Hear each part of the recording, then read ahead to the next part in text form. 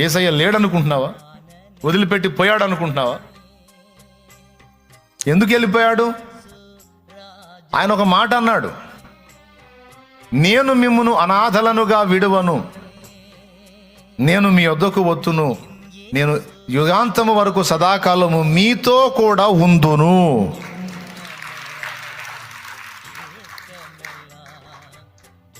ఈ మాట అబద్ధమా?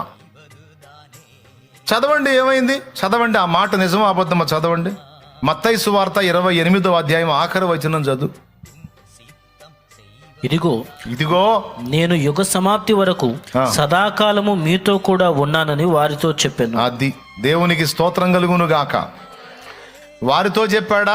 తనను విశ్వసించిన వారందరితో ఆ మాట చెప్పాడా?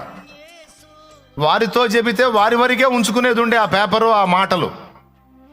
ఈ పుస్తక రూపంలో నీకెందుకు ఇచ్చాడు, నాకెందుకు ఇచ్చాడు? ఇప్పుడు బైబిల్ ఉన్న వాళ్ళందరూ ఒకసారి బైబిల్ చూపించండి. ఈ మాటలు వారి వరకే అయితే మరి నీకెందుకు ఇవ్వాలి? ఈ మాటలు వారికే పరిమితం అయితే ఈ పుస్తకం నీకెందుకు? ఎందుకంటే వారికి ఇవ్వబడిన మాటలన్నీ నీకు కూడా. దేవునికి స్తోత్రం కలుగును గాక.